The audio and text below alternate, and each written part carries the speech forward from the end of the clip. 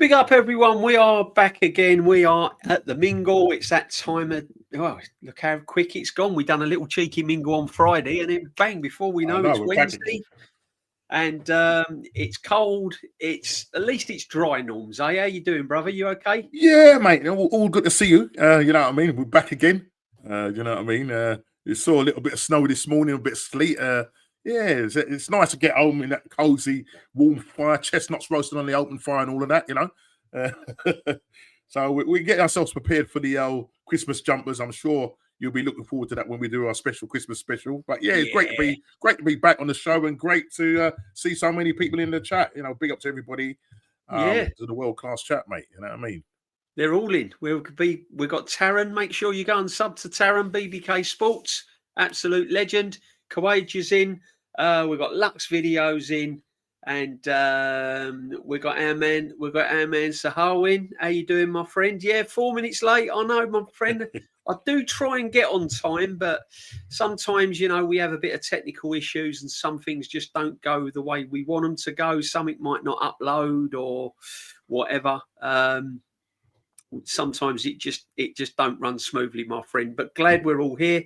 Yeah, it's good. Do you know what? I don't mind the cold, Norms, as long as it's clear. It's when it's raining. I can't stand that rain. Can you? It's yeah. That's especially when you get that sleet, the rain and sleet. So you can't work out. You know, it's coming down and it's sort of just not melting. Yeah, it just gets right in you, mate, doesn't it? Yeah, it does, right into your bones and everything. Right in them bones. Gets right. So yeah, it was a little bit chilly this morning. Not going to lie, a little bit parky. Yeah. But, listen, I do like those cozy nights when you get home from work and you get home to a nice warm house, a nice cup of Exactly. Well, you have Mrs. Normsky making hot fresh soup. I mean, what more can a man ask for? Yeah, lovely. I have to come home to a bit of, you know, cereal and toast after my training on a Wednesday and a cup of tea. I don't know, man. I don't know. Big up, Jason, as always, my friend. Let's have got some legendary chats in today already. Big up ABCZY. The international break has felt like ages. We've got to touch on it though. We've got to touch on it before I get the legend in. Lawrence, has anyone checked Igal's temperature recently? No. A few months ago, he stated Arteta was the best manager in the world. Last week, he's one of the top 5. How soon before he becomes top 10? Well, he's like top of the pops, mate, isn't he? I mean, he goes up and down the charts like a yo-yo, doesn't he? So, Lawrence, we just have to wait and see. Listen, it's just madness what sometimes they come out with, but it is what it is, my friend. If it gets there, if it gets clicks, then that's why he's doing it. He will miss December 25 as it stands. He could return 2026. Gabriel, we're going to get on to Gabriel. We're going to get on to everyone. Normski, first of all, let's talk about the international break. Obviously, England, it was like training sessions, really, wasn't it, for England? There wasn't really much to shout about. But we've got to say our hats off to the Irish and Scotland. I mean... Scotland. Yeah, come on, man. What we saying? To be honest, you know, I was more gassed about Ireland. England are always going to qualify. I think the thing about with England, which that's why I don't really watch the early sort of qualifying games and stuff like that, because the teams that they're up against, you know what I mean, they're teams that they're gonna beat. And I think I was saying on my show earlier on, big up Shane and Big D was on the show, and I was saying that problem is when we get to the knockout stages, then you're in the proper like finals. When we come up against better quality sides, because we haven't faced better quality sides, then we tend to struggle. Do you know, I'm fair play to Northside, and not Northside. I call him Southgate. I call him Northgate. You know, getting them to a semi-final and a final.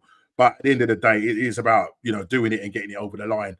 And I suppose you probably have Spain as probably the favourites to probably go on and lift the World Cup. But yeah, for me, Northern Ireland, and it's funny because I just come on that Sunday evening, just coming back from doing a bit of stint. Both the Irish qualified, didn't it? North End. Southern, Ireland.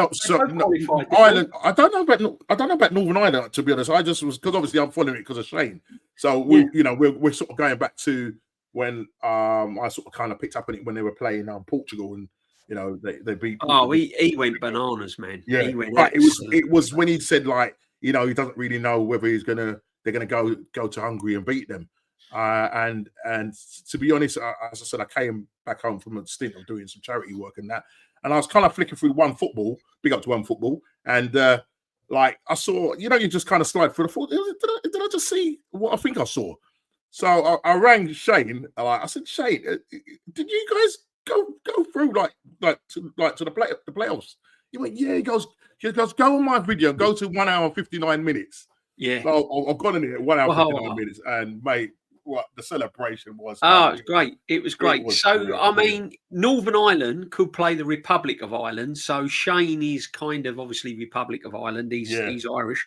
I can't imagine the rivalry of the both Irish nations facing one another. I mean, which could happen in the playoffs. But I mean, big up. Let's hope they avoid one another and they both get through. I know he's doing a stream tomorrow about midday to see who they're going to likely to face. So we'll see what. And it's funny though, Norms. It's really funny in international football. Obviously, we want home nations there, but if they had a choice, they'd all day long they'd see England crash out. They'd love to see England not qualify.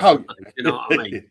You know, they can't. They love seeing England get beat, but it is what it is. But I think you know what it is though, DJB. I think it's because the press bigs these England players up and put them up on a highest pedestal. Yeah, you know what I mean, and make them bigger than what they are, and that's what it is. And they get a little bit arrogant. I think that's what it is. Yeah, I think that's what it is. Similar to us Arsenal fans, isn't it? Really? Yeah. I think the reason, a lot of reason why the English football is not liked so much is because we think we're world class. We think we're better than we are, and similar to Arsenal, I think we just put ourselves on such a high pedestal.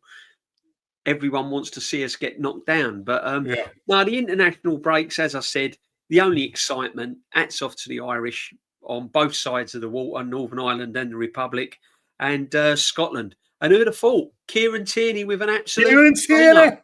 Oh, what a great goal. What a great... I mean, that was pretty washed up left back that we got rid of. Listen, mate, and listen, he's not injured. No. Doing well, you know, playing for Celtic and obviously and now doing that, coming up with pretty much the winner. Do you know what I mean? Because it was in like the 95th minute or something like that, injury time. And what a goal. What a goal. You know what I mean? Bent it. Bent it like Beckham. Bent it like that. I know he took a little bit of a ricochet off one of the couple of the players, but he took it well, mate. Took it well. Yeah. You know, that's something that Arteta probably wouldn't allow, you know what I mean? But fantastic, you know, really pleased for Scotland. You know, I think this is them qualifying the first time in. Oh yes, it's 19 years. Was it 98? Yeah, something like yeah. Crazy, isn't it? So big up to Scotland. Obviously, Wales they've got through to the playoffs. They're playing quite well. They slapped Macedonia 7-1. Craig Bellamy doing a good job with them. So listen, you know, let's see what happens. You know what I mean? But it's crazy that World Cup though, isn't it? Yeah, how many teams are in it? Crazy. Yeah, Panama, everyone's in it. Yeah. I mean, look, Jamaica, you know, obviously got to go to the playoffs, but I heard it was I was trying to find the game last night. Lucky, good for me, I didn't, because apparently it was, even though Jamaica hit the post about 4 or 5 times, it was just terrible. You know, they played in Kingston, after that, McLaren signs his letter of resignation. You know what I mean? And I think that was due. I think he resigned. I think that was down to the fact that he probably couldn't speak the lingo. You know, he tried it with when he went to Ajax, and you know the Dutch people. No, the Wally with the Brolly didn't succeed, and he stepped down. So I don't know who's going to take on that challenge to see who they play in the playoffs and to see if they can get one more. Interesting, wouldn't it? Yeah, bite the cherry. Yeah, be interested. No, it's good. I mean, it's good. I mean, in England, it was a foregone conclusion, but it was nice to see all the other nations get through. Big up the Lynch as always, my friend. Yeah, we're having a little mingle tonight. We've got some chats here. The Suge is in. Big up the Suge, absolute legend of all the channels. Big up DJB and Nulski. Make you tap the likes and subscribe. We need to get Nulski to 1K subscribers before Christmas. Come on. Under 140 to go. Come on. Let's get on to the let's get it done. Let's get it done. And absolutely. And Lawrence is in as well. DJB, the Cagney and Lacey of live streams.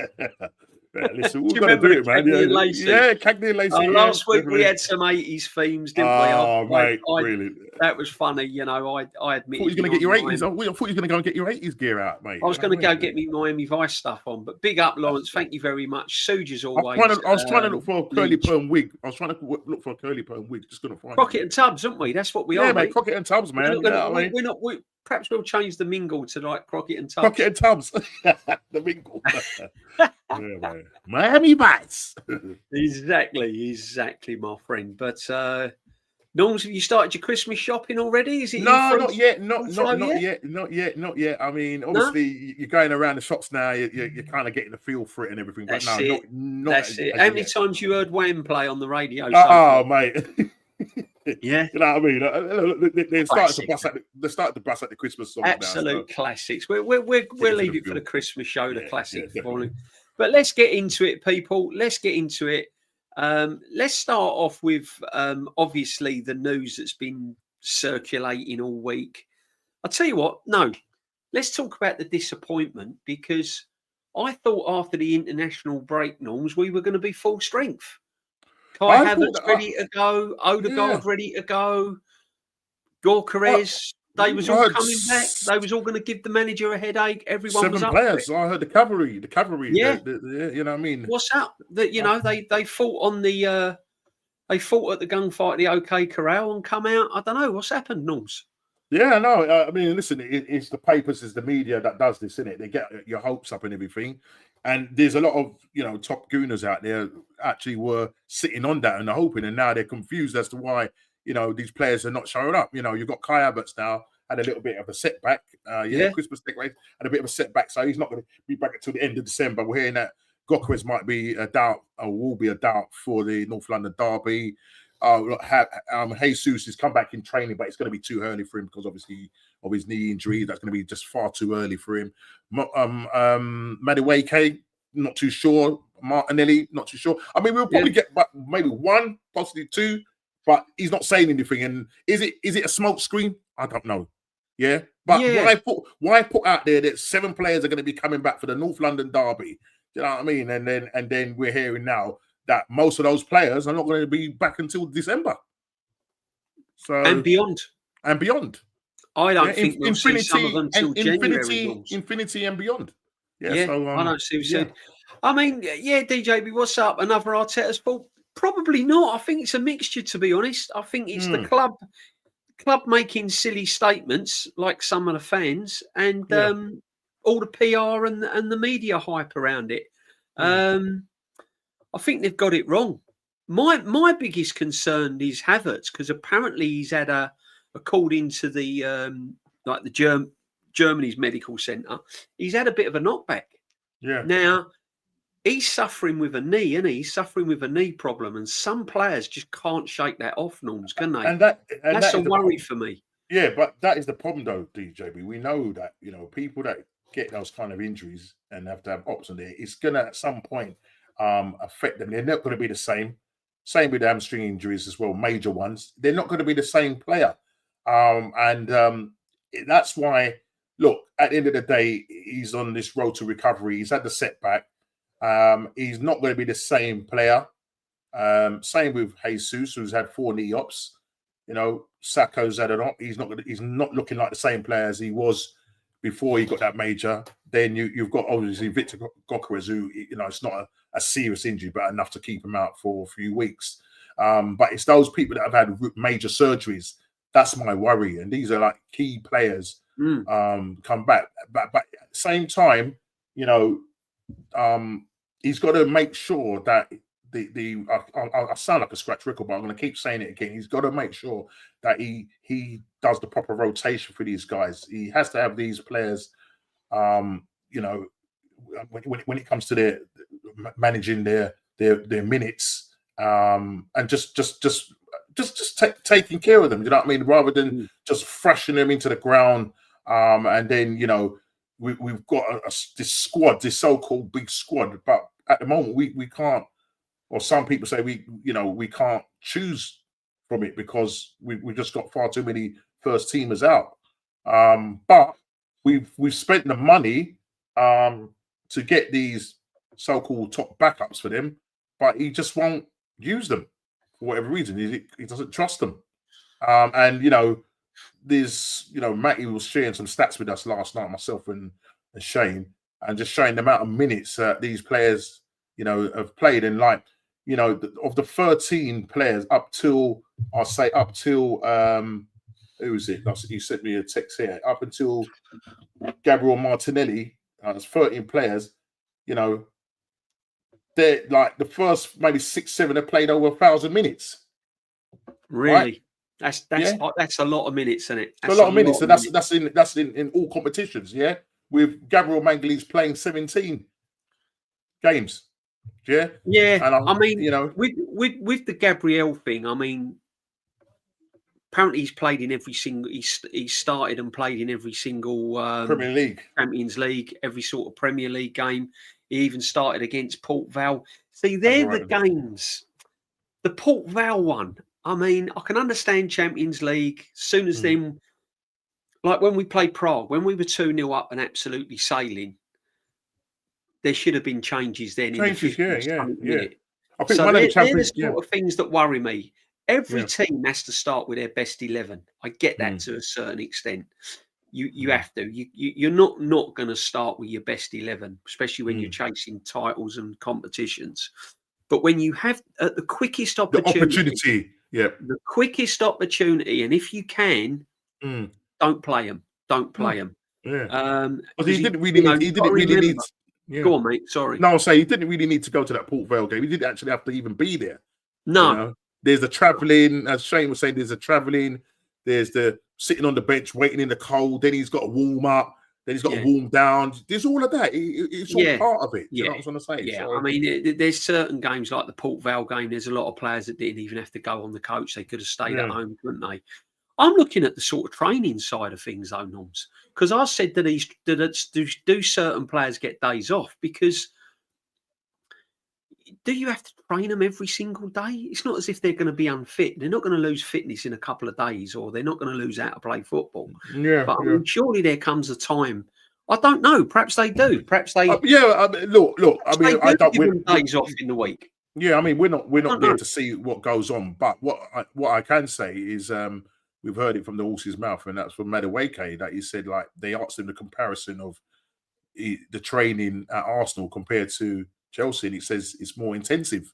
Oh, he said it's full on. He said it's full on. It's full on. So for him to make that comparison, because he could have just turned around and said, "Well, no, it's okay." You know what I mean? It's pretty much the same sort of thing. I've gone from one there. You know what I mean? But he said, "No, it's proper intensive."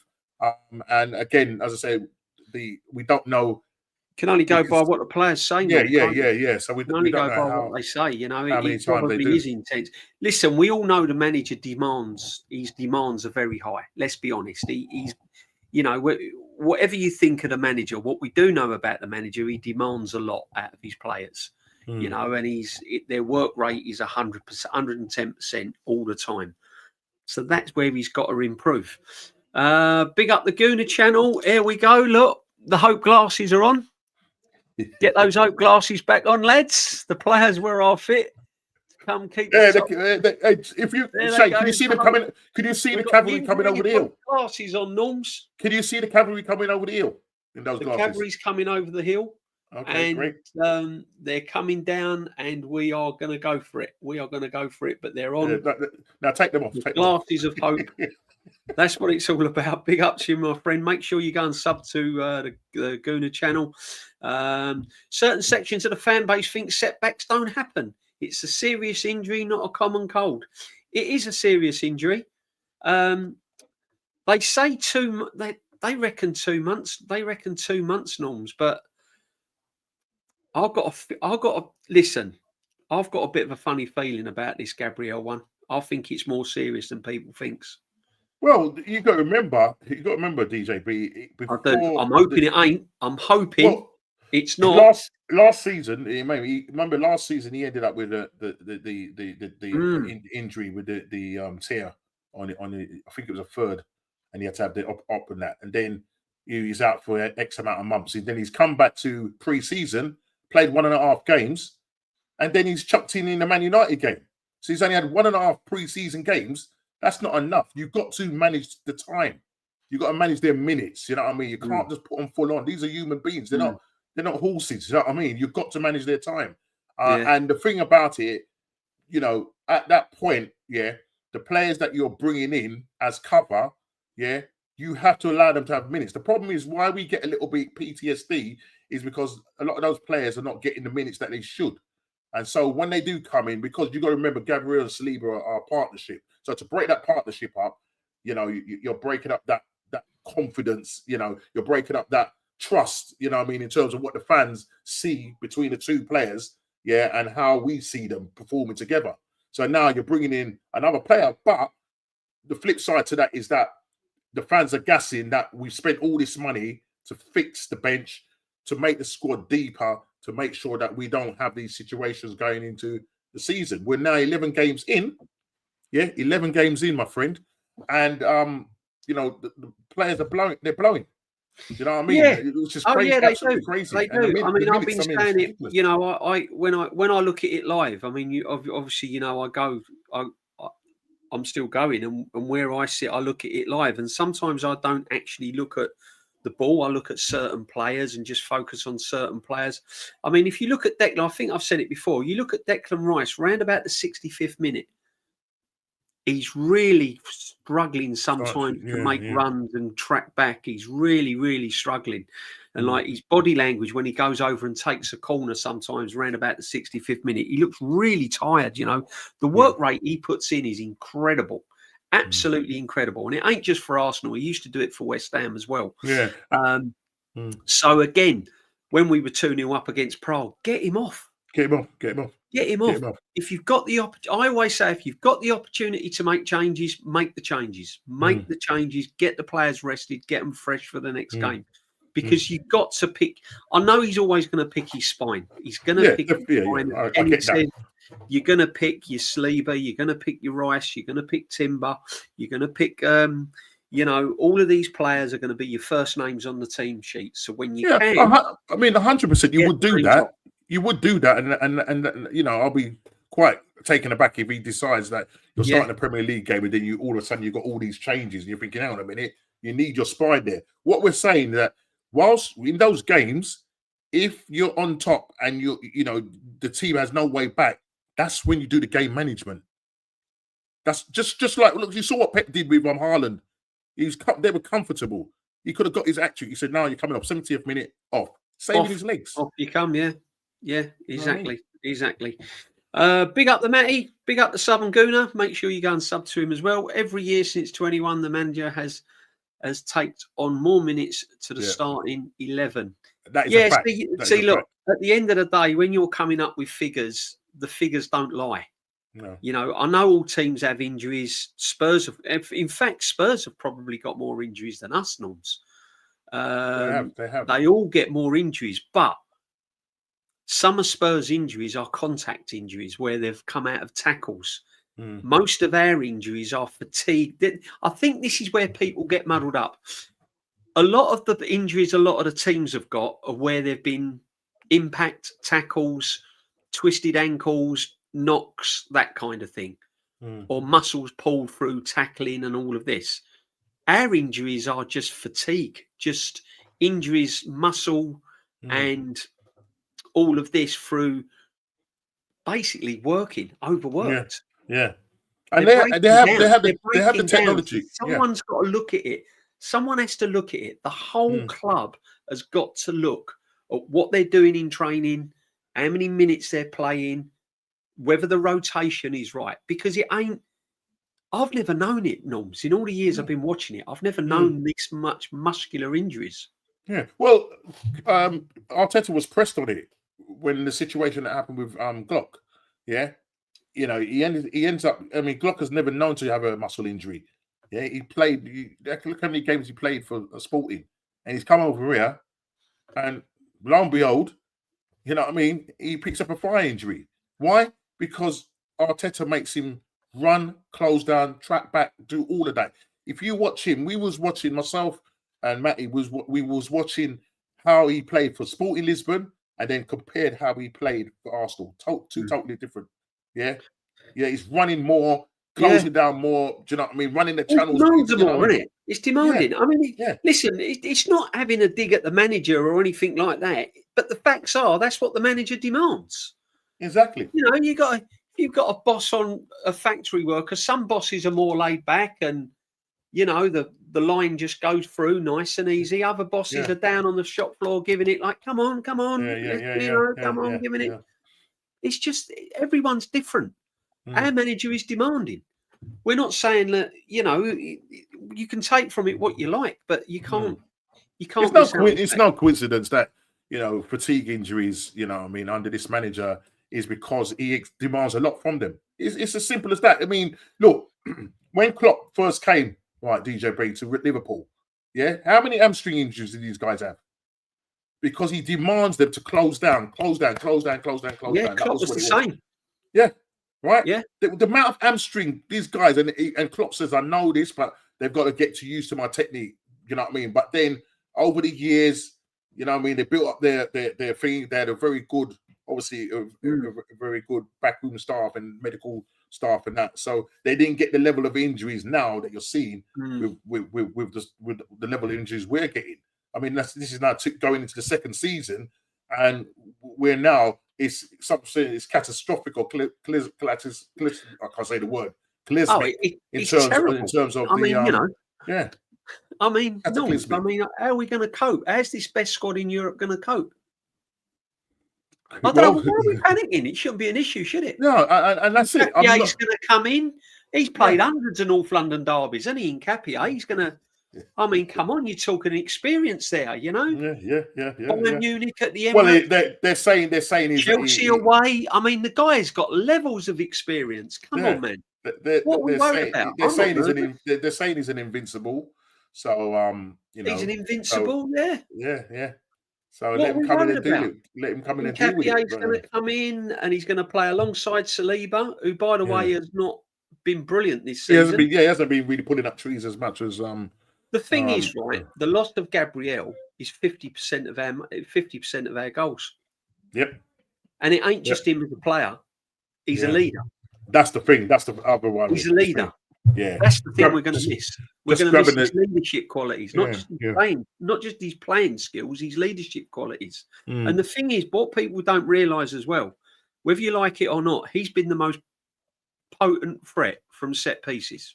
Not Saliba, not anyone else, not Gyökeres, but Gabriel. Yeah. And we've lost him. So our set pieces now are going to take a whole new dimension. Yeah. And it's our set pieces that have got us out of jail. You take that away. That's 50% of our goals. Right? You're relying on your attacking. You're relying on your attacking third. Yeah, now, which is not really. DG agrees with me. Our attacking third this season has been bitty, Norms. Oh, very much. It's been very bitty. It's been in and out. It's been little moments. It hasn't really flowed. So now we haven't got Gabriel. The players now, and I said it in the title, key players now have got to step up. Because what we're doing, we're taking away that set piece threat.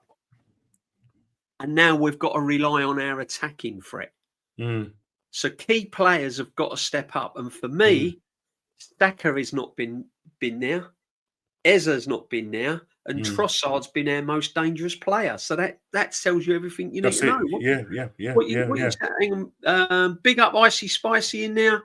Big up Johnny Darks as always. And everyone in the chat. Make sure that you smash your like, please, guys, because it does help the channel.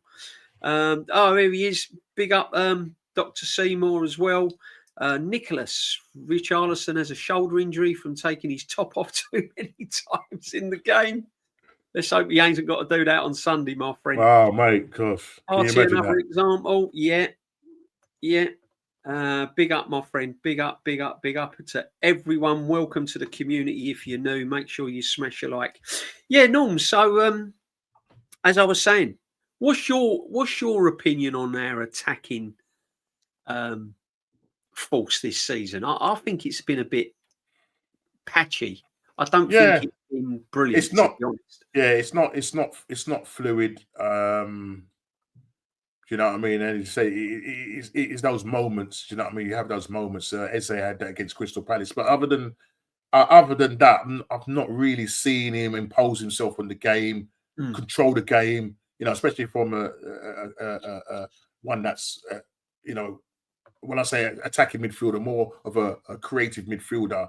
I'm not really kind of seeing that from him. Saka, because I think of his injuries, I think that's kind of holding him back. He's not going full throttle. Sometimes getting trebled up on, and so can't get past his players. All of that, the sort of players that have really been doing the business is really Trossard and Martinelli coming off the bench. Do you know what I'm trying to say? Gyökeres, he's got what? Was it 5 goals in the Prem now? Or was it something like that? I've lost trying to track, but again, I mean, he's got 2, and I think he's got 5, and one from the spot and one from the penalty spot, one off his hip. So it's something like 5 goals, 5, 6 goals. I can't remember, but he's not getting the service as he should. But more than anything, there's just no kind of real gelling up front, amongst like the front three. You know what I mean? So for me, it's very blunt at the moment. Feels very blunt, and there's no real cutting edge from there. It's got to flow better, isn't it? It's got to. You know what I mean? I think they've got to be braver in terms of taking their chances as well. But that could be down to the system, DJB, and that can be obviously down to it is the system, definitely. Yeah. I mean, it is the system, but the which problem is kind of holding them back. When we get the chance, though, Norms, we've got to bring on the way. Yeah, we have to be clinical. Yeah, definitely. Most definitely. To try and open teams up a little bit, definitely try and open teams up a little bit, and you know what I mean. So, I mean, let's have a look at some of the chats. Probably jinxed it now. Watch Richarlison score against us. I hope not, brother. I hope not. I hope not. Yeah, this attacking hasn't been fluid. It's been fixable, not on major issues. It hasn't been terrible, but it hasn't been brilliant. Yeah, we need a little bit more from. We've not blown teams away. No, we haven't like that. We haven't really been in. We haven't really played 90 odd minutes where you've come out of there. I think Newcastle, Atletico Madrid. I think Nottingham Forest at home was our best all-round performance this season, from start to finish. If I'm being honest with you. But other than that, I'm struggling in games to come out and go, wow, we've absolutely we've absolutely blown them away. Yeah, and that's what I want to see. I want us to be able to go and kill teams off and then, take your foot off the gas and control the game. Because we're good at controlling the game, DJB. That's not a problem. We're good at controlling the game. But the problem where here it lies is that if we don't put away our chances, and because Mikel doesn't want to lose the game, more often than not, especially now that we're losing key players, you can see a lot of us drawing games. Do you know what I mean? I see a lot of games where we're drawing. Same as last season. We drew 14 games. So for me, we have to go like we did in the 22 season, go and kill teams off. And then you've got the defense, and you've got the midfield in terms of Declan and Zubamendi sitting in front just to protect that. And just control the game. You know what I mean? But we're not doing that. We're allowing teams back into it. So you look at the Sunderland game that we had there. Yeah. They bossed us in the first half. We get the goal back through Saka. We then go 2-1 up. They're on the back foot, but then we decide that we're going to retreat. No, surrender. No, we retreat and we surrendered. And then we're not going for it. We're not going for it. We've got to go for it, mate. Do you know what I mean? I don't know exactly. It's Arteta. These are instructions and how Arteta wants the team to play. Until he gives you the freedom, we're going to be sitting on tender hooks through games, just thinking, please, just get it over the line. I hope so. You know what I mean? So yeah, big up, Lynch. Spurs will come in relaxed, zero pressure on Spurs to win on Sunday. We are the ones in a title fight. Pressure is on us to see this London derby through. With no Gabriel and Gyökeres, tough spot. Now, Lynch is normally pretty positive, and he is positive, Lynch. You know what I mean? Yeah. But that is a good. That's why I started, because that's a good comment there. Because Spurs will come in with no pressure. Their away form Norms, is unbeaten away. Apparently it's the best in the league. They're unbeaten away. They know we've lost Gabriel. They know we've got injuries. They're not going to come there fearful of us, are they? No, they're not. They're not. And with Thomas Frank, he does quite well against Mikel Arteta. So no, they haven't got. Listen, they've got injuries as well. What I would say is that I expect us to win. It's not going to be easy, and to make it worse because now Gabriel is out, and we haven't really got a recognised striker. It's going to be Mikel Moreno, the IT solution, going up front. But what he needs to be doing is then staying in and around the 18-yard box rather than dropping deep. Because sometimes in that Sunderland game, the guy was like deeper than Raya. You know what I mean? It's like he's got to be up there. Just be up there and be in a position where we can hopefully provide a service for you to score goals. Because he's quite clinical when he's in front of goal.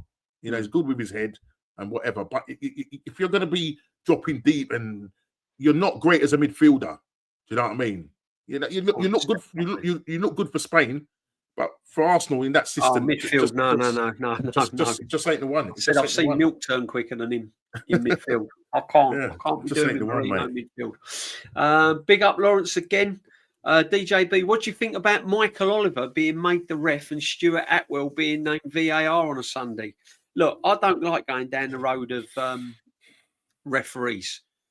I honestly believe. I'm still old school. I still believe that most referees will go into a game and referee it honestly and fairly. That's how I look at it.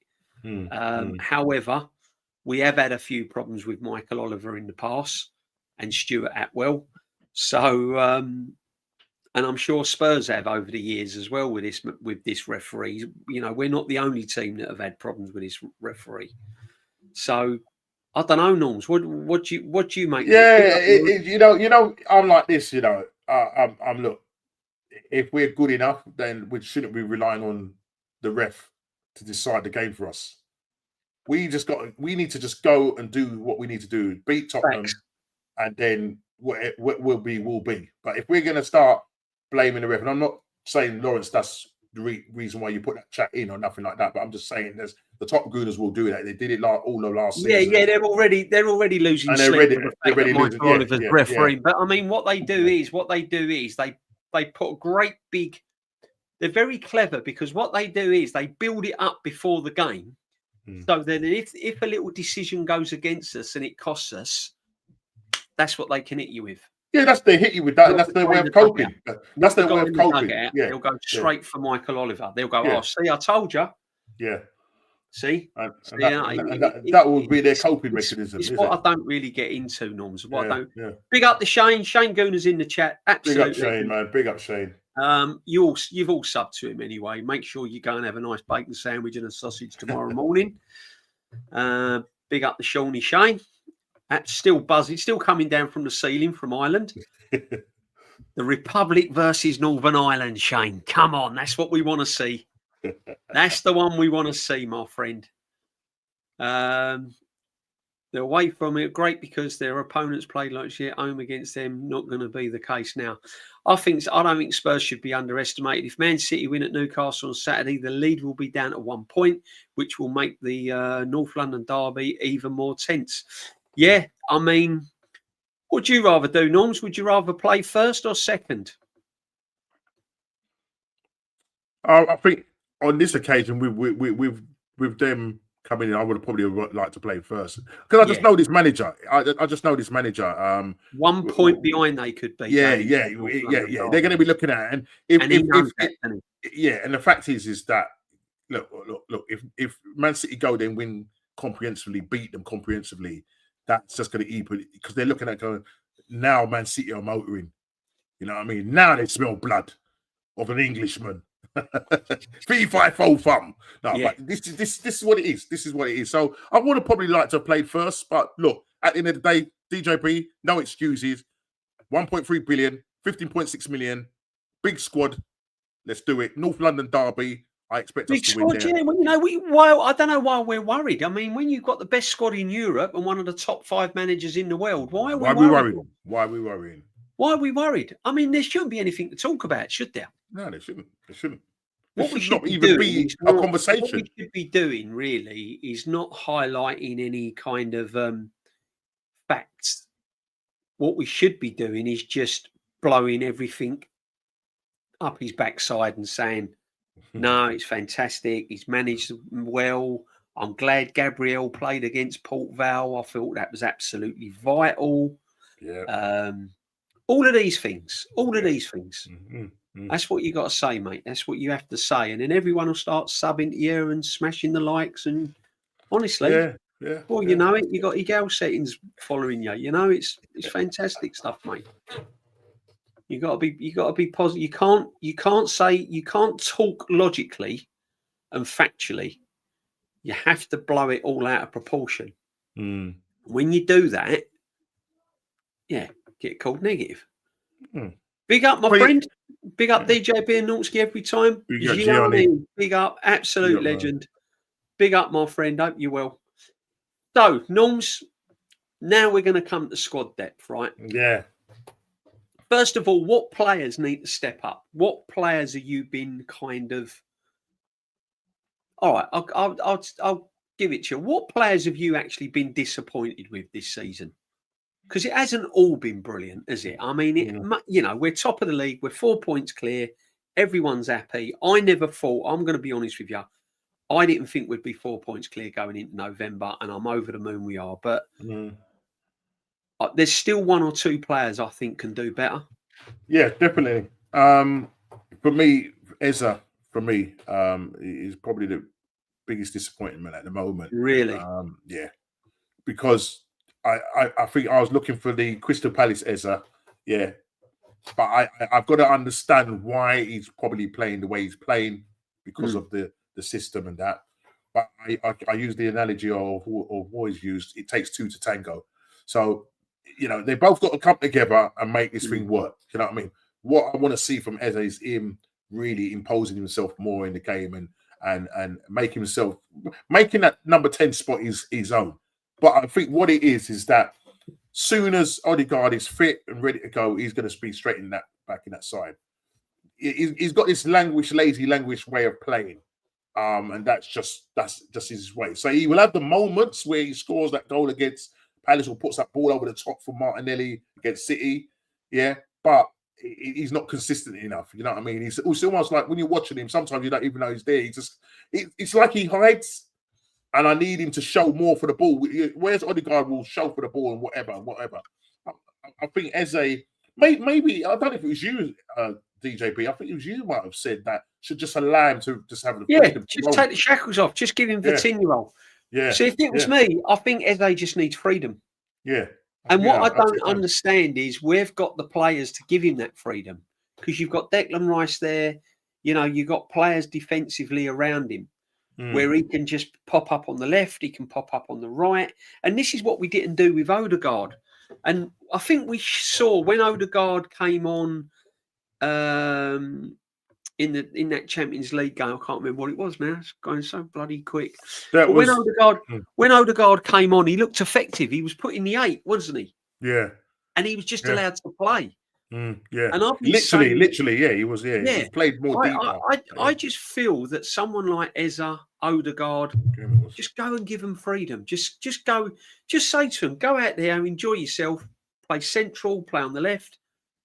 Just be an absolute nightmare to mark and pick up. But when you watch Eza, he's in that 10, but he's in that one position, isn't he? He doesn't really stray from it, does he? No, and again, I know people are going to not like it, but that is what the manager's told him to do.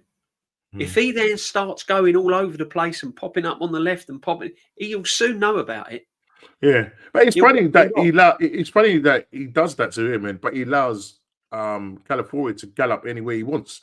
This is it. This is what I don't understand. I don't know if it's because he's got favourite players or what. I don't know, because when he was playing on that left hand side, he was, you could see Arteta barking at him to hug the touchline. He drifted it, get back, hug the touchline. I think I don't know if there's a fear factor or what, but I think Arteta should look at that and go. I mean, even Arteta himself just says, when you see him for Crystal Palace, that's the Eze. So then why are you restricting him? Yeah, you know what I mean. Yeah. So he's definitely a disappointment for me. But hopefully, look. People say he knows the Premier League and that, so it should be straightforward. But when you're playing within the Arteta system, it's not as straightforward as you think. You know what I mean? You have to be disciplined, and that's probably why the likes of Ethan. I'm not saying I'm disappointed with Ethan. That's more an Arteta thing. Allowing Ethan. I don't want to jump. I don't want to jump. I don't want to jump the gun there. So let me just flick back to the other players you talked about. Gyökeres, expectation, scoring loads of goals in for Sporting League and the Portuguese League, coming over to the Arsenal. I'm looking now and thinking, is this guy going to get 20 goals? Is he going to get 15 goals? Do you know what I mean? And I know for a fact, 15, 16 max. Yeah, and I know for a fact that you've definitely been disappointed with him. Do you know what I mean? I have, yeah. Listen, he's not technically brilliant. No. You know what I mean? He's not technically brilliant. Some people are describing him like he's more of a championship player. You know what I mean? Just in terms of whatever. But I think it's just, again, in the Arteta system, if you play to his strengths, rather than him having to chase back, that's not his game. His game is playing on the last man and running into space. We don't do that. We don't get enough through balls to him. So again, he needs to. I think he was trying too hard as well. And I think when he tried too hard, he's trying too hard. I want him more central. I want him in the box. I want him more central. I don't want him closing down and running around. I want him to be a focal point in the box. And I've said this. I'm like that with Gyökeres. I'm disappointed with him, but then I'm thinking it's the system he's playing in. Eze, I'm disappointed with, and but big up the Doc. Eze is like a character Mark Wahlberg played in. The other guys, I'm a peacock. You got to let me fly. Let me fly. Exactly. Yeah. Suge, people will say Saka or Gyökeres have been disappointing, but I actually think Saliba. Yeah, well, I'm gonna put it out there. I mean, some people are going to absolutely rip me to shreds for this, but Saka, Eze, Gyökeres, Zubimendi. I don't know. Listen. Well, we did a recce on him last week, didn't we? For 5 hours. Yeah. I mean, you were back. Depends what standard you put in Zubimendi in. If you put in Zubimendi in bang average midfield player, then he hasn't been disappointing. Yeah. But if you're going to put Zubimendi in world class brackets, I'd say absolutely. Yeah, matrix settings. Depends what bracket you put him in. But because Saliba is up there as one of the top defenders, I'm going to go with Suge. I don't think he's really been at it this season. And that's the worrying thing. Hincapié, Gabriel, if Saliba was injured, you'd be confident. I'm a little bit more confident, Noms. Yeah. But when you've got Hincapié coming alongside Saliba, I'm thinking there's and the thing is, because Saliba doesn't strike you as... He's a bad player, Saliba. He's not been as efficient as Gabriel this season. And I think it's not a case. He's a good player. We know that. They call him the Rolls Royce or the Mbappe of the defenders. But he doesn't come across as a natural leader. Do you know what I mean? He's not. He doesn't seem vocal enough. Do you know what I mean? And whereas I'll be more confident if Gabriel, as you rightly said, was partnering with Mbappe or dare I say it, Mosquera. You know what I mean? But you know what I mean?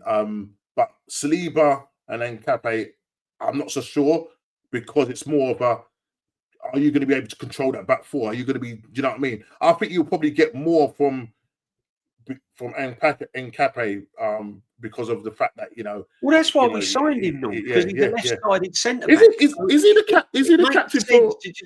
Is he the captain for Ecuador? Sorry? Is he the captain for Ecuador? I think he might be, but it just makes sense for him just to step in, doesn't it? I mean, why upset the apple cart? Because Calafiori's done okay. Okay, yeah. Timber's done all right at right back. Hincapié's been signed as a left-sided centre half, so put him in. Yeah, put him in. People say Mosquera, but Mosquera's not the left-sided centre half. No, it's not, because they're even talking about shuffling Saliba over that side. I just no. Don't start mucking about with it. Don't start mucking about with the system. Don't start mucking about with it. Just put your natural. you play your natural right-sided defender there, and you play. Is Saliba left-footed? No, I think he's right foot. I think he's right-footed, Saliba. No, it's just that I heard something. I think he can play left-sided though. I think he can because I'm sure I heard. Mikel say something about. It's going to be interesting, Norms, isn't it? The people go on about squad depth and we haven't got Kivior anymore and we haven't got this one. I get that, but Nkapé's still coming in. Whoever comes in are coming in with big games. And this is the nitty-gritty part of the season, Norms. This ain't like the school football part of the season. This is your proper men's football now, isn't it? Going into Christmas. You know what I mean? It's massive. It's massive. Johnny D, I don't think Arteta restricts the number 10. Oh, right. So they should be scoring 15, 20 goals a season then, Johnny, yeah? Because you look at Frank Lampard and men like that. Yep. They should be scoring 10, 15 goals a season then, if he doesn't restrict them. Your number 10, Dennis Bergkamp, go and watch him. If it wasn't restricted, played with freedom, should be scoring 15 goals minimum if you've got freedom. And their assists should be off the scale. Yeah, I really do think to help the wingers. Will Saka better step up because he's been another one that's been disappointing this season. Yep, your star boy has been very below his standards this season, right? And by us calling it out is because we want the standards high. Yeah, this ain't about Arteta. This is about the players, certain players not stepping up, Johnny. All right? Keep telling you. It's not all about Arteta. It's Arsenal Football Club. Nobody said always stick to the plan. That's not realistic. Unfortunately, they have to stick to the plan. Otherwise, the manager don't play him. And we'll get on to the person that don't stick to the plan, in my view, his plans, and then we'll talk about it. But yeah, that's how I stand. Big up, make sure you sub into Gianni, make sure you sub into Shane. Normski, he's got to get to 1,000. He's crazy. Mosquera's right centre back, Nkipé is left centre back. Yeah, that could be the lineup. That could be the lineup in future. Yeah. Oh, mate, I can't have any more injuries. Cannot. Not sure, but I think E. Valencia would be Ecuador captain. I think he is Ecuador's captain. He's been captain in Ecuador when, Enner Valencia isn't playing. So he's vice captain. Okay. Vice captain. So he's got a bit of leadership. He's got a little bit of leadership. Yeah. As I said, any number 10 that's not restricted should be getting at least 14 assists and at least a minimum of 15 goals. That's what I want my number 10 at Arsenal Football Club to have. Look at Paul Merson. At Paul Merson. I always said Calafiori would be well classed. Please don't go down that route, Johnny. Calafiori is not well class. Calafiori is not well class. Come on, man. You just wait a bit and don't rush. This he's doing very well. He's having a very, very good season. I'm full of praise for Calafiori. He's stepped up. Please don't start doing madness and putting him in the world class bracket. Yeah, so after Ashley Cole. No, after 11 games, one goal, 2 assists. What's that? That's Ebery Eze. What's he had, Norms? 1 goal and 2 assists. Right, so your number 10 that plays with so much freedom has had 1 goal and 2 assists in 11 games, which is an England international. And did you see that goal he scored? Did you see that goal he scored for England? Yeah. Beautiful. And you're chasing a Premier League title, and he's had 1 goal and 2 assists. I looked at Eze, like 8 shots, including from inside the box, and didn't score. Arteta didn't tie his shoelaces. DJB saw it to inform you. Well, as I said, they've got to play with a little. That attacking third has got to start. It's got to start now. It's got to start because you've lost Gabriel. Facts, DJB. Shane said it earlier today. Yes, men don't win trophies. Nope. They certainly don't. Sometimes you have to take the ball by the horn, stick 2 fingers up to the manager and just say, look, this is what we're doing, unfortunately. Norms, let's take a little breather and look at this guy. Mm. Ethan Smith-Rowe. I mean, Ethan Nwaneri. I've got to stop calling him Ethan Smith-Rowe because his career at Arsenal is nothing like Ethan Smith-Rowe's, is it? No. Oh, he could be going out on loan. Oh, dear. Oh, dear. He could be going out on loan. What we saying, bro? Because right, yeah. I ain't going to say a word because I've been saying it now for about 2 seasons. But what we going to... Well, let's just... I mean, for those statisticians in the chat and whatever, just to say, in all games played, he's played 9 games in all competitions. 9 games in all competitions. Yep, go on. Competitions. He's had only 3 starts. 3 starts. Yeah. And his total minutes so far this season is 430 minutes. 430 minutes. Yeah. There you go. This is a guy that was sat down and promised that he'd have a more central role when he signed a contract. And he'll have massive, massive impact on this team. Right? This guy is a carbon copy, not talent-wise. I'm not preparing his football. I'm comparing his Arsenal career. This guy, for whatever reason, is following in the same footsteps of Emil Smith-Rowe. Yep, the likeness is incredible. He's going to end up on loan. He's going to be a bit-time player. And for me, I just think he's better off going out on loan, mate. I hate to say it, but I think I mean, in terms of his footballing career, yes, I see that. And it's just a shame that Mikel doesn't trust him. Do you know what I mean? And we saw that last season as well, DJB.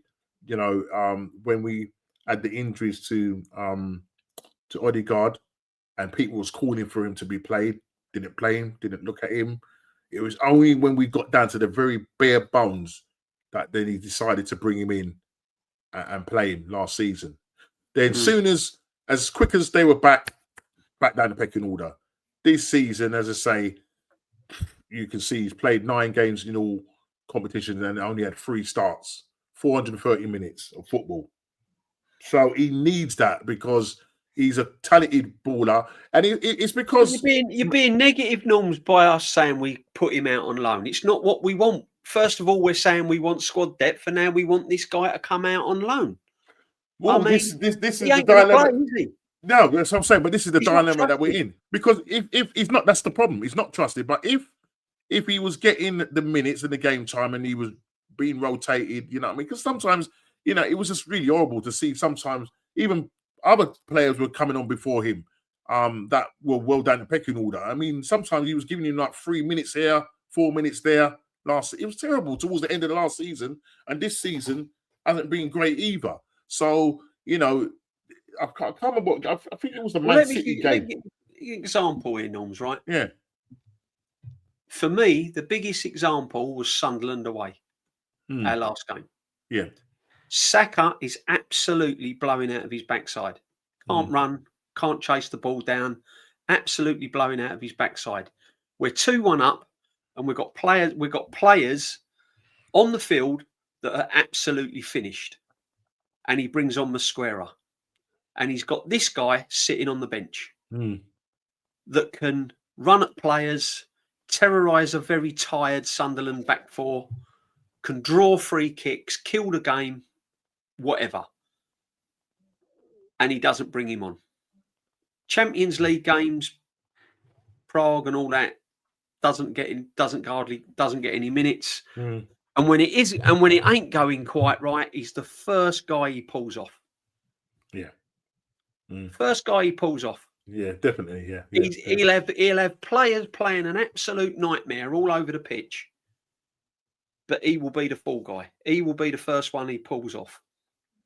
For some reason or another, this manager just don't like him. I don't care what anyone says. Just don't like him. And it's the same as Emil Smith-Rowe. Exactly the same pathway Emil Smith-Rowe went. So why should we be selfish, Norms, as Arsenal fans, to keep him as a bench warmer when this kid has got a brilliant future. Because England under 21s, he's man of the match pretty much every game. That's right. Yeah. You're systematically ruining his career by just keeping him on the bench. So exactly. Yeah, and listen, at the end of the day, if he goes, off, hopefully, he will go to whatever club it is and shine there. You know what I mean? I wouldn't sell him, but then there's even talk that, like, the Arsenal hierarchy wouldn't be amiss to if a good sort of price came in for him, letting him go on that. But he's young, he's the future, and he can only get better. So I think send him on loan to a mid-table side. You know what I mean? Let him get the game time in and see the quality of this player, because that's the problem. He's not. Not had enough. He's not had enough minutes on that pitch to show what. What's going to happen, Norms, don't you? He's going to go out on loan and he's going to absolutely ball on here. Well, that's what's going to happen. That's what's going to happen. I mean, even if it's not in this country, then someone like a Dortmund, he would probably do well there. Yeah. That is, you know what I mean? That's a shame, isn't it, Norms? Because this guy's got so much talent. And this is what I mean, I think if this guy, look how Arteta's improved players. Oh, he's improved players immensely. Well, Saka's going downhill fast at the moment. Club football wise, under Tuchel, he's like flying. But and this guy, he can't improve him. Eze's come from Crystal Palace. Looks half the player he was. Yeah. And that's the worry. A lot of the players that they're just backs, guys. That's nothing to do with Arteta. I don't care who's in charge. At the moment, it's Arteta, and they're the facts. So I think he's got. I think he'll go out on loan personally, and I think that'll be it. I think once he goes out on loan, he'll come back, and then he'll go on loan again. Exactly. I think I think that's what. Yeah, that's the worry for me, is if he keeps getting loaned out, come back a bit like Reece Nelson. You know what I mean? In our shake it all about. And shake it all about. Do the okie dokie. Exactly. I mean, who's the other? Skelly now. Skelly's second fiddle, isn't he, to Calafiori? Well, in some cases, third. Because in Capier now. Yeah, third. And yet he's a midfield player, Norms. And this is what I'm going to say. He would rather let him sit right on the bench, because you can't get on as a left back. I mean, Declan Rice some minutes, then take Declan Rice off and put Skelly in midfield. And we'll see what Skelly could do in midfield. We saw what he did in that game. Let's go Madrid. Skelly's not a left back. But he won't put him in midfield because it's not what he's all about. I mean, but the problem is, right, I know we've got this snobbery about us. Oh, it's Arsenal Football Club. They all want to play for Arsenal. Everyone wants to play for Arsenal. I think most people would want to play for Arsenal if you're giving them 280 grand a week. There ain't many players are going to turn that down. They're not going to say who's the manager, Arteta, and we're going to give you 100 grand a week. They go, who's the manager, Arteta, but we'll give you 280 grand a week. Where do I sign? To get them in the club, they're going to have to pay over the odds. But at the end of the day, Norms, these young players, if they don't get minutes, and they're on the cusp of making England squads for Euros and World Cups and all of that in the future, they're going to want to go elsewhere, aren't they? Oh yeah, 100. They're going to want to go elsewhere. They're not going to go, oh, do I sit on the bench for Arsenal Football Club and not play for England? Or do I go to Brighton or Crystal Palace or Man City or Liverpool or whoever, get minutes and so they're the facts you have to face. Yeah, it's a shame. It's a shame that it's got to, because it's such a promise. It's such a promising prospect. We all know this is an Arteta vendetta. Ethan and MLS are constant reminders Arteta has wasted mad bread when the answers were internal. Yep. Protecting Martin by the bench. Ethan, MLS better than... Yeah, exactly. Johnny D, if pressure is too much for anyone, including the manager, they need to leave. Prior errors knew this, and it was bare minimum. Exactly, bare minimum. Your Arsenal foot. Wanyeri had a chance in every cup game. He did not ball out. Why? How can you send him 2-1 up in Sunderland when he can't prove he can cut it at Port Vale? Come on, man. Come on. I've seen many games where he has. Listen, yeah. I remember last season when Saka was injured and we were getting beat and we needed a goal and we needed to win the game. Who bailed him out? Ethan Wanyeri. Imagine if he hadn't have done the business when he was called upon. Where would your manager be then? So give me a break, Johnny. Ethan's bailed him out many a time. Same as Saka. Stop comparing with exactly. Oh, I mean, it's just crazy, isn't it? Yeah. So, yeah. But anyway, Noms, let's do what we always do, my friend, on the mingle. Yep. No, we're not singing Christmas carols yet. We're not singing Christmas carols yet. We are going to add to the stage the fixtures. Chat, get involved. Get involved. All right, get involved. I just want to say this. DJB, Ethan played well for 2 months. Within that 2 months, it more or less saved your manager's job. December and January, then he was useless. Give me a break. You're living on memories. Well, it's them memories that helped us get where we was. So you won't be too upset if we sell him then, Johnny, then. He's a scrub to you, is he, Ethan? Okay, no problem. Oh, well. Anyway, Burnley versus Chelsea, Norms. Early kick-off. Saying, brother? Yeah, look, Burnley, Chelsea will win that. I'll say Chelsea will win that. I'm going to say Kawhi's just going 3-0. Yeah, I was gonna go 2-0. 2-0. Yeah. I think Burnley will score. I'm going to go 2-1 Chelsea. Okay. I'm going to go 2-1 Chelsea, and then their next game is Arsenal at home. Oh, what have I done there, Norms? Tell me what have I done there, brother. Hang on a minute. Go back to hang on a minute. Hang on a minute. Let's go. Fixtures. There we go. Here we go. Bournemouth, West Ham, Norms. All right, Bournemouth, West Ham. I think it's a Bournemouth win. Yeah. I'm gonna go.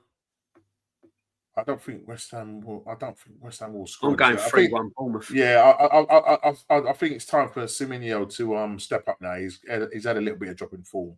So yeah, 3-1 Bournemouth. Semenyo to get 2 goals. Yeah. Although West Ham have had 2 back-to-back wins, so they're going to go. So there might be a level of confidence there. I mean, they'll go there. Do you know what?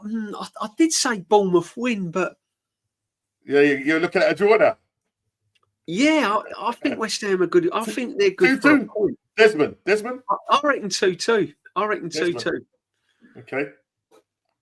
Yeah. I'm still going to stick with Bournemouth. I know now this is a funny one, isn't it? Brighton versus Brentford.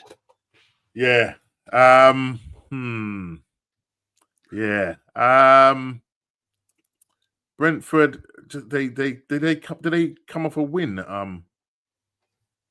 Their last game. What was their last game? No. I think they lost, didn't they? Did they lose? Yeah. Who did they play? Sure they lost. No, Brentford beat Newcastle 3-1. Oh, they beat Newcastle. Oh, yes. Yeah. See, this international break kills me, man. Yeah. Do you know what? Brentford are very good at home. They're a funny team, Brentford, aren't they? They can blow teams away. Yeah, because Danny Welbeck, I mean, hats off to him. I mean, he's still balling out, isn't he? I'm going to go 2-1 Brighton. Yeah, just looking at Brentford's away form. Yeah, they're not brilliant. 2-1 Brighton. I think I'll do the same as well. I'll go 2-1 Brighton. 2-1 Brighton. Fulham, Sunderland. Sunderland's away form's not good, but Fulham ain't really in form much. I'm gonna go 1-1 draw. Yeah, 1-1. I was gonna say 1-1. I'll go 1-1. Here we go. Yeah, Liverpool not in. Do you know what? I hate to say it, but I think Liverpool are going to thump Forest. Yeah, that's what I think. They've got to kickstart their season, mate. They've got to get it back, haven't they? 4-0. I think this could be the game. This could be the game to kickstart their season. That's what I'm saying. They've got really good fixtures coming up. That's why I said we can't write them off. People are saying they're out when you look at this squad. Yeah, but DJB, they're saying they're out of the race. It's a all-horse race now. Yeah, they're only 4 points behind. They're only 4 points behind Newcastle. And the thing is, they play before New City. Yeah. Mm-hmm. So if, say, for whatever reason, I'm not saying that City going to look over and go, hang on a minute, but if they beat, well, we know they're probably going to beat them. They're only going to be 1 point behind City. So they might Binks is going 3-0. Binks is going 3-0. Yeah. Binks, my friend, I think I'm with you there. I'm going to go 3-0 Liverpool. I said 4-0. You reckon 4-0 Norms, dear? Yeah, slap them. Wolves v Palace. Oh, Wolves are in the mud, aren't they? They're in the mud. I know they've got a new manager, but I'm going Palace. Palace 2-0. Doc's going 3-1 Liverpool. Forest recovered very well after the disaster, and they beat Liverpool at home last season. 2-2 for me. All right, fair enough. Mm-hmm. Palace 2-0. Binks is going Palace 2-0. Do you know what? Wolves' new manager bounce though. Croatia's going 2-1 Liverpool. Wolves' new manager bounce. I'm sitting on the fence with this. I'm going 1-1. Okay. I'm going 2-0. Right, this is tasty. This is tasty, right? It's the evening kickoff. It's the tea time kickoff. Newcastle v Man City. Man City are very aware that if they win that, they go a point behind Arsenal. Man like Pep would have told them that. He would have told them the importance of getting 3 points. Yeah. But Newcastle at St James's Park, do you know what? I think that's going to be a City win, 2-1. Yeah, I dare I say it. Yeah, my heart says 5-0 Newcastle, but my head says 2-1 Man City. Newcastle 3-2 for Haaland. Yeah. Unfortunately, we can't. Yeah. Whilst they've got Haaland, they've got an absolute goal machine. A proper striker. Yeah. A proper goal scorer. Yeah. I'm going to go 2-1. Then we move on to Super Sunday. Sunday. Leeds at home against Villa. Villa in fine form. Got to play them twice in December, Norms. Arsenal got to play them home and away all in December. Villa are climbing the table. Who'd have thought, with that manager? Brilliant manager they've got. Good evening. Unai Emery. Good evening. Yeah, very good manager. But Leeds at home, they've got to start winning at home. They've got to start picking up points at home if they're going to stay in the division. I'm going to go 2-1 Leeds. Okay. I just think Aston Villa might win this. So I'm going to go 2-1 Aston Villa. Yeah, 2-1 Doc's going 2-1. Binks is going 2-2. I was very, very tempted to go 2-2. I really was. But I just think, I think 2-1 Leeds. I do. I think Leeds will nick a home win there. They'll crowd to go mad. And then we've got the little North London derby. Arsenal Spurs. I will be there. I will get there and freeze my nuts off, no doubt. But anyway, here we go. 2-0 for me. You reckon 2-0 to the Arsenal? Yeah. I think we've got enough. I don't think it's panic stations yet, Gabby being out. I think the longer it goes on might be, but not for this game. I'm going to go 2-1. Okay. But it ain't going to be pretty. No. It's not going to be pretty. Watching Arsenal is not normally pretty. It's normally hard work. Yeah. When you watch them live, trust me, it's hard work. I can imagine. I'm sure Liverpool and City will win, but I'm sure we will be 4 points. Yeah. We've got to win. Hart says 2-0, but I think 1-1. Do you know what? A lot of people are saying 1-1. A lot of neutrals are saying 1-1. They fancy Spurs to get something. I think if the Gabriel situation didn't happen, then I'd be confident with more. I'd be more confident going in and saying, 2-1's Gunners 67. Yeah, I'm with you, Gunners 67. I reckon a horrible, nasty 2-1. I don't care how we get it, as long as we get 3 points. That's what we need, 3 points. Definitely. Because I was saying earlier, Norms, on DG's channel, right, that if we was to foul against Spurs, our next games is Bayern Munich and Chelsea away. It could easily turn toxic, couldn't it? Yeah. Pressure will be definitely on. Definitely. I mean, it's massive. That game is absolutely massive. Because of the games we've got after. It is huge. Yeah, definitely. It really, every game's big for Arsenal this season because quite simply, he's fighting for his life, isn't he, Arteta? Yeah. If he don't win a trophy, then he's gone. That's probably why he's relying on his regular players. Do you know what I mean? Let's not. I mean, we can go around and round in circles all day long. We can, whether you're Arteta in or Arteta out, whether you're happy or whether you're not happy. The fact of the matter is, if he doesn't win a trophy, he's gone. Simple as that. People have got to get used to it. Yep. I'll be very surprised if he's still here if we don't win anything. Very surprised. Do you know what I mean? Crazy. But yeah. Then you got the last game of that. And then we've got Man United Everton.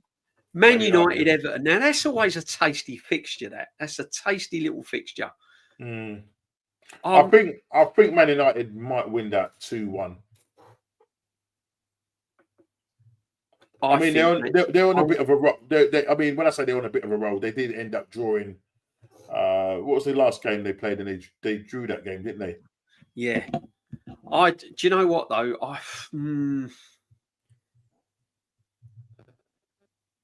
I think personally. Big up, mate. Show me some stats here. I think personally. I think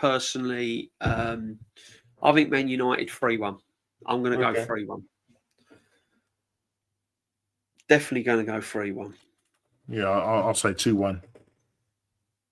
Yeah. 100%. 100%, mate. 100%. Yeah, they did because they drew 2-2 in it. That was the last game with Tottenham. They've had 2 back-to-back draws where they were winning, and it was pulled back to a draw. So when they have had 2 away games. That was Nottingham Forest where they were winning that game, and I'm sure in the Tottenham Man United game they were winning that game, and it ends up being 2-2. So they've had 2 back-to-back 2-2. They beat Brighton in game week 9 4-2, and that was at home. I was expecting Brighton to do something there, but yeah, I'm looking at 2-1 to Man United. Yeah, it's going to be tricky. It's going to be tricky. Big up, Matt, if you're still in the chat. I've only just looked at my phone. He sent me over those stats, and what I'm doing another show on. I'm doing another show on Friday, Matty. So I will definitely show those stats.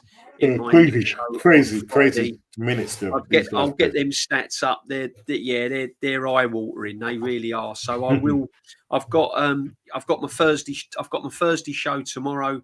I've got Friday as well. So I will get them stats up, Matty. Don't you worry about that, my friend. 100%. Yeah. So they're the fixtures. It's going to be interesting. Let's have a little look at the league table going into the weekend, just in case anyone's forgotten about it. Let's get it up.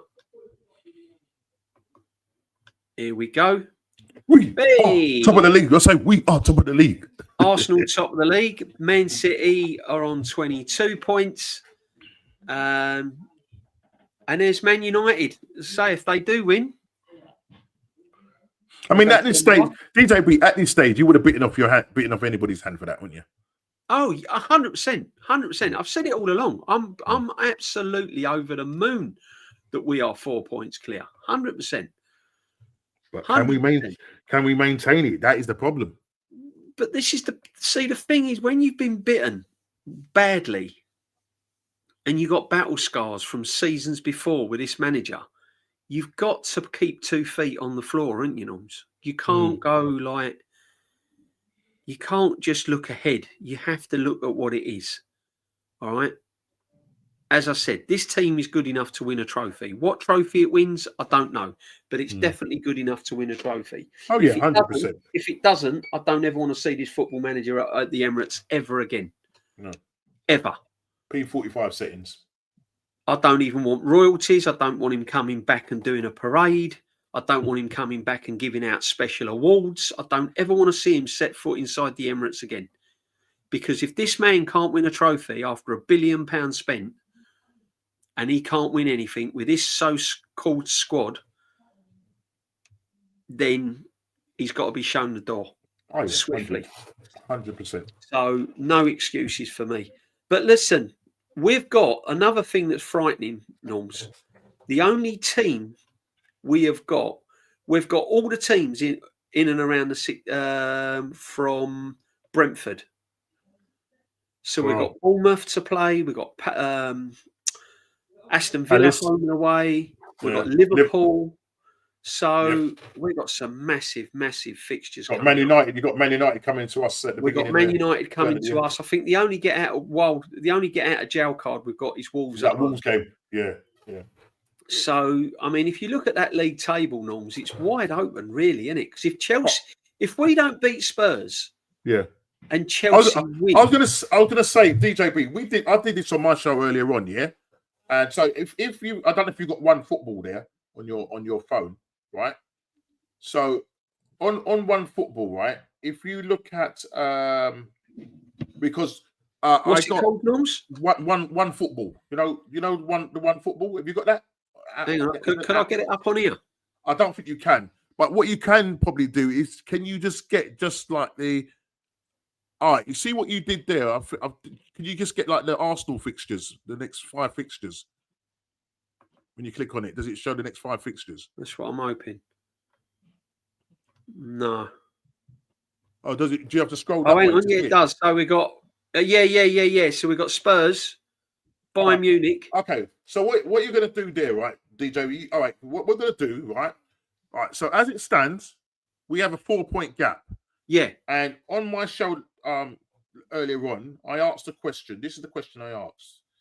I said, who will be top going in after the Christmas rush, as Man City look to go through the gears, right? So if you look at keep Arsenal's fixtures there, right? At the moment, we have a 4-point lead, right? We played the same amount of games, all right? Yeah. So we're gonna do something here. When Big D did it, he had us drawing out of the 15 points, getting 10 points out of the 15 points, and Man City getting 11 points out of the 15 points. That's when he done the prediction of win, draw, lose, or whatever. All right, which meant that we would still be 3 points clear coming up to after those 5 games during the Christmas period. When I did it with Shane on the same show, it was Man City. There was a 3-point swing to Man City. So it would be Man City after 5 games being 3 points clear. We had them pretty much, I think, winning all their 5 games. He was saying the only game that he was probably not sure of was the Newcastle game. But if they win that, then it's 15 points. So if you add that to the current 22 points they got, that's what, 37 points? Is that 37 points? 37 points, yeah. Man City, if they beat Newcastle and their fixtures, then they got 37 points, yeah. Yeah. They'll be top at Christmas if we don't fulfill it. So we don't beat Spurs and Chelsea. Yeah.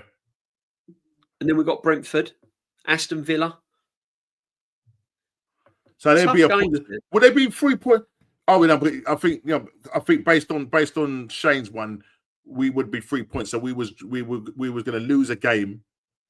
I think we lost a game and I think drew a couple. That's why it ended up being a but I'm looking at Chelsea as well, Norms. I'm looking at Chelsea as well, because if you go back on if you go back to the league table, I'm looking at Chelsea. So if Chelsea beat Sunderland, have they got Sunderland? No, they got who did say Chelsea have? If Chelsea win their next game, they're 23 points. If they beat us, they're 26. Right. So they could go, if we don't beat Spurs and Chelsea win their next 2 games, they're level on points with us. Yep. So you're not even looking at City. See, people are looking at City, but they're the facts as well. Look at Chelsea. Yeah, no, absolutely. But what I did is because this so-called 2-horse race between us and Man City, so I said, who would likely to be going top? It's not a two-horse race. You got Chelsea up there as well, and they've got a massive squad. You look, people think our squad depth is big. Look at theirs. So that's the hold on a minute. So that's the okay. Let me look at Man City's. Okay, so we can get City's fixtures up. Look, I've got fixtures. Yeah. Right, City's fixtures is Newcastle away. Yeah. Then they've got Leeds at home. They're going to beat them. Yep. Fulham away. I think they'll beat them.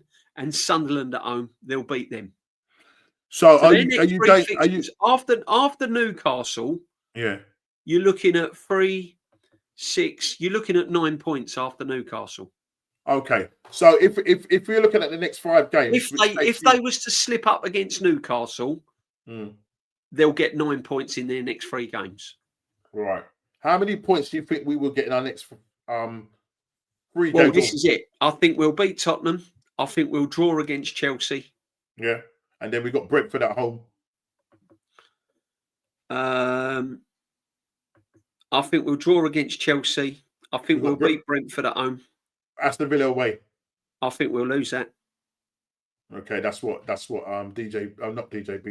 Shane said. I think we'll lose. Right. So if you look after the Spurs game, how many points? So I said after the Newcastle game, let's say Man City slip up against Newcastle. After that, I think they'll get 9 points. Okay. So 1, 4, we're getting 7 points. So they'll still. I reckon we'll still be ahead by about 2 points. Okay. But I reckon that gap will close to 2 points. Yeah. Having said that, then they got See, having said that, Chelsea on the other end, if they win their games, they could go above City and Arsenal. So that's how close it is. It's everything to play for. And this is what I'm trying to say. When you've got man like Nketiah that's never experienced anything like this, Norms, when we're talking about players coming in, we're talking about players coming in that have got to play as if they've been playing in the Premiership for years. We can't have Nketiah coming in and just filling the hole. He's got to come in and hit the ground running. Yeah, 100%. And to do that, he needs more game time. Cheers, Babs. Thank you, my friend. Yeah, exactly. I think City will go on a run if they beat Newcastle away. As I said, we will. It's paramount they don't win now. Yeah, I think you're right, Johnny. I think once City get their noses in front, it's going to be very, very difficult. I don't listen to all of this if they don't have Haaland, when they've got Mamouche and Foden's coming back into form, Doku's coming back into form. And I've said this all along, Norms. Man City's attacking third has been better than ours this season. We've been better collectively as a unit. We've been better as a team. But their attacking third has been a lot better. That's how I look at it, people. But anyway, people, what a lot to talk about. I mean, it's all going on. This international break. You're struggling to find content. International break. Scotland, Ireland, they're all qualifying. What is going on? Yeah, they're qualified. Hey? We You've got Shane staying up all night. Everyone in Ireland coming out. They're only in the playoffs, Norms. No, listen, mate. So tomorrow we'll look out to see who they're likely to get. You know what I mean? It's tomorrow, isn't it? The draw. Yeah, tomorrow's the draw. I think he's doing it. I think he said he's going live at 12 o'clock. So I'll be looking out for that. Oh, I'll be listening to that. We'll see. That's around about my lunchtime. That is 12. So I'll be tuned in that. Be looking out for that, mate. It'd be an all green. It'd be an all green affair, I reckon, mate. And surprisingly, McLaren doesn't qualify. There you go. He's resigned now, anyway. So come on, man. Who's going to be the next Jamaican manager? We'll see. What I mean? Yeah. We'll see. You know, who's going to rock up there and make the difference? Mm-hmm. So, Norms, what you got? What you got coming up weekend? Are you busy? Yes. Tomorrow, preparations, mate. You got I mean, with this weekend, I'll be involved with more charity work, feeding homeless and that. We did last week, the week before, we did like a Christmas shoebox thing where we send off stuff over around the world. Yeah, the Christmas shoebox thing. So you go and buy like stuff, and they send it all to different, like supposed to like the European countries and that, but some of it might go to Jamaica as well. We've been sending barrels and stuff like that, so we've been quite involved in that. So it's been quite a hectic weekend. So this weekend again it'll be the same thing, but I'm gonna have to obviously during the period where I'm going to be feeding they come down to the hall, and so we put on a free course meal for them. I'll be nicking off with the laptop, turning off all notifications to watch the North London derby, because they're coming at 4 o'clock, don't they? I know. Oh man, you're torn between your church duties and your man. My missus, she's going to be down there helping, so she knows that I'm going to sneak away. So do you have to wear your Sunday best, Norm, or do you wear no, because you just get in your normal. You're there. You're just chin wagging with a lot of them are like people that have some have got accommodation. It's a good effort, Norm. Hats off to you, man. That's why this man's got to get to 1,000 subs. Come on, he does brilliantly in the community, feeds the homeless and everything. He's a top man. It's all good, mate. It's all good. Suge Binks, I'm glad I stay off of social media. So am I, Suge. Not on it. It's a scourge on society. Social media, my friend. And surprisingly, McLaren, we've read that one. Wahar, thank you very much. Big up a wonderful pod this evening. Big up to yourself, my friend. Big up to yourself, Blacks, as always. Sue's too many annoying people there, including those you thought you had left behind. Exactly. So many annoying people. Let's get Arteta Jamaica. Come on. They're running him out. They're running him out, man. They're running him out. And they're big running out. Exactly, innit? They're running him out, bro. You know what I mean?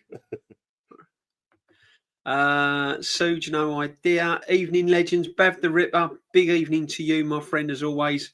Hope you're feeling better. It was family stuff, my friend. It wasn't, but thank you anyway. I think City will go on a run. So do I.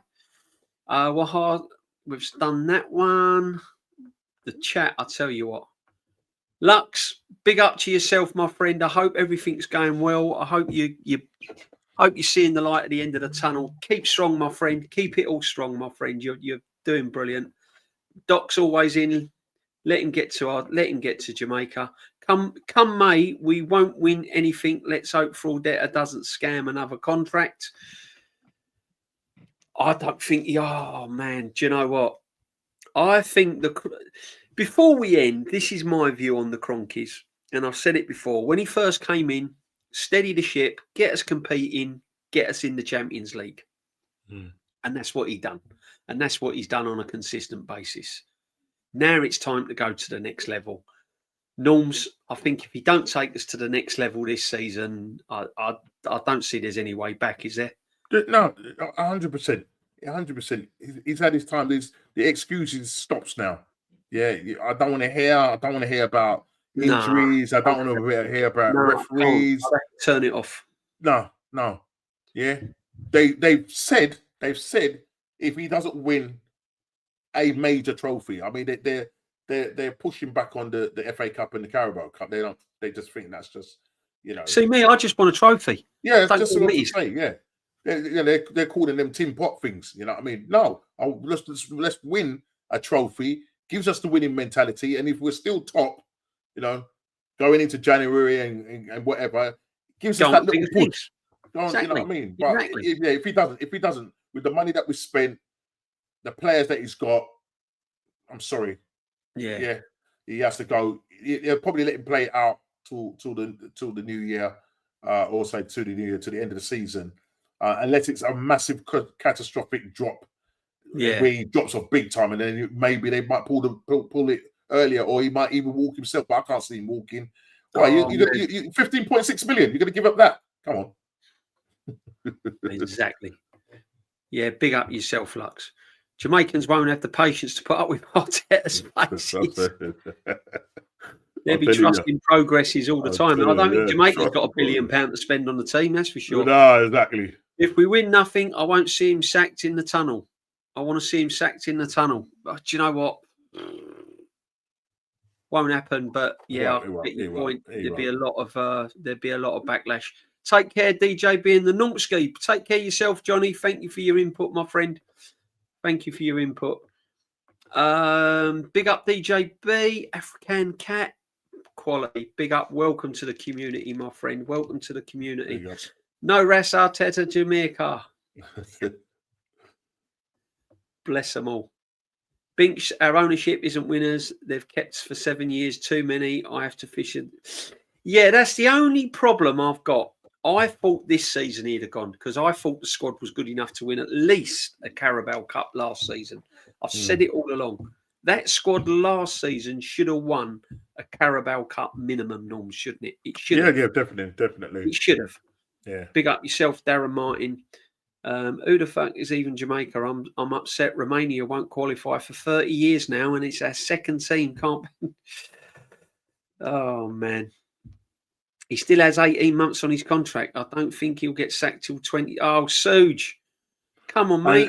And there are rumours that just when I thought it was all getting happy days, you come up with that. That's what I'm saying. There's rumours that they want to extend his contract. So. Oh no, please. Why? Please. I don't get it. Why? But if I was the owner, I'd be going, I'm not going to talk to anything about extensions of contracts until I will see what you've won.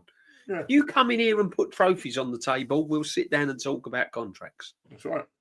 Up until then, I'm not even entertaining Get on with it. Get the team over the line. Get on with it. That's what they should be saying to him.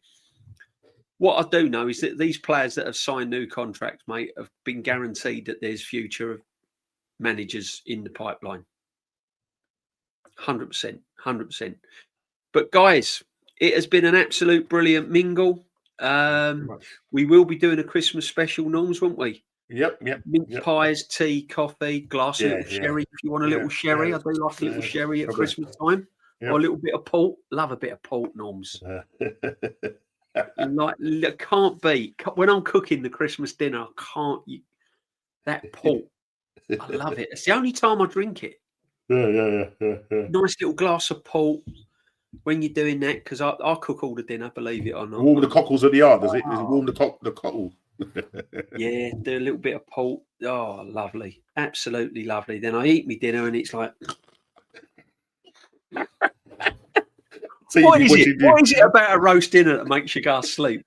Not even Christmas, is it, Norms? You got a TV watching you. Dinner, you're sleeping. I reckon when you go to the doctors, right? Is that round the dinner table, or is it like after you sort of like got to sit around on the... Is it just me? But when you've had a good roast dinner, if you go out for a carvery or you've had a good roast dinner, it normally comes in at about an hour later, doesn't it?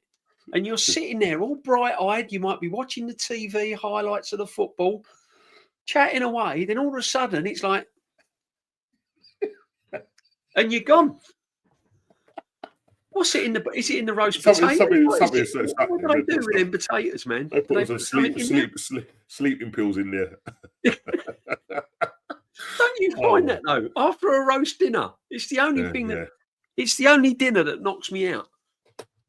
You go to the doctors and you go, Doc, I have trouble sleeping. Go and have some roast dinners. I want roast dinners. I want tablet stock. Get some roast potatoes down you. That'll sort you out. Oh, man. Oh, dear. That's funny, man. That's funny. Things you do, though, eh? Things you have. A hot chocolate. He's saying I'll stick to a hot chocolate. Yeah. Hot chocolate. That's who said that they stick to a hot chocolate? I'll sweep up the leftovers next day. Love Christmas. Oh, the leftovers next day. Boxing Day. Cold meat and mash. You can't beat cold meat, mash and pickles. The best dinner of the year. Best dinner of the year. Bit of bubble and squeak. Yeah. A lot of people might not know what bubble and squeak is in the chat. Does anybody know what bubble and squeak is? It's all your leftover veg, isn't it? Yeah. Mashed potato, little bit of olive oil in the frying pan, and you fry it. It's great, mate. They sell them and do it, especially over the East End, like London, like the cabs. I mean, they do it in all normal. No, not cold mash, Wahar. You have the mash hot. It's your meats that are cold from the day before. Yeah, it's massive in the UK. That's everyone's Boxing Day dinner: cold meat and mash, and pickles. Get the Branston out. It's everyone's dinner. You have all the cold meats and then the hot mash. Branston pickle, piccalilli, gherkins. It's the best. It's the best, man. No pineapple Suge, though, all right? We don't go down that road for you, all right? Because Suge don't like the pineapple on his pizzas, no. we won't do that. We won't be doing that. We won't be doing that. That's the one, Wahar. You got to try it, my friend. Got to try it. Are we talking food again? No, Suge, we're not. We're going to call it. We're going to call it because it's an hour and 40 minutes and it's international break. What a mingle. Brilliant. Yeah. Absolute brilliant. We're not talking Suge, but Norms, what you got coming up? Yeah, tomorrow we're back on the bruised banana. Don't miss it, there. Yeah, no, I can't, mate. You know what I mean? I've got this 49 invincible thing going on. So, you know what I mean? I'll have to find out from Shane. Yeah, have you? Since it's the official start, no. You ain't missed how many mingles we had? 10? I don't remember. I'll have to look back. See, I'm not. Yeah, you have to go back. Yeah. I don't. Because normally, sometimes people put like hashtag. Normally, because normally they'll go like in the description hashtag 10 hashtag. You know what I mean? So yeah, some people can make a note of it, sort of thing. But yeah, what you'd have to probably do is just go back. I think we've done 10 mingles. I think we've done about I know you. He is Mr. Normski is Mr. Consistency. Let's get him up to 1,000 subs, people. Guys, do yourself a favour. If you haven't put a like on it, please put a like on the stream. It does help the channels like ourselves. And if you haven't subbed, if you check and you think, have I subbed to these two? Have I subbed to Normski and DJB? Let me check. Go and check. If you haven't subbed, do it now. Exactly. Do it now. Nicholas, Boxing Day here in Oz is you crack a cold can of lager and watch the Boxing Day test with the mate. Talking of the test match. Oh yeah, that's coming up soon, yeah. Joe Root's got to get 100. He's not hit 100 in Australia. He's like phenomenal batsman. He's got to get 100. All kicks off soon. Absolutely class. Cannot wait. I might even do a little stream on the Ashes. We'll have to wait and see. Have a little Ashes. Oh, Kenny likes that. I'll probably get about 4 people in. There's not many people like cricket, but I love my cricket. I can't wait for the Ashes to start. I really can't wait. DJB, Virat Kohli. Virat Kohli or Sachin. Tendulkar for me, I think. Okay. Yeah, Sachin Tendulkar for me, I think. But 2 brilliant players. Normski, Baba Azam or Stephen Smith. Steve Smith for me, I think. Yeah. Yeah. Boxing Day is normally footy, but not this year. No. Yeah, there's none on. Listen, mate, it's a change, you know what I mean? But it's nice to. I used to love it. Yeah, I used to love it. No, I don't. I'm with Kenny Ken on that. I think it's one of the best things they've done is get rid of that football on Boxing Day. It used to be a pain, especially when I used to go to a lot of away games as well, Norms. I suppose. I think when you're in the comforts of your house, it's nice. But I suppose I get it. It's difficult. You'd have a heavy Christmas day, full up with dinner and port and sherry and whatever you're drinking. And then you've got to get up early in the morning because it's like 1 o'clock kickoff or something stupid like that. You've got to travel. Yeah. Trains are not running. Buses ain't running. It's a pain, man. Yeah, I can imagine. I can imagine. But what I do like about having it on the 27th is that you can enjoy the whole Christmas, and the 27th is still the Christmas period. Yeah. It's a bit of a nothing day. Yeah.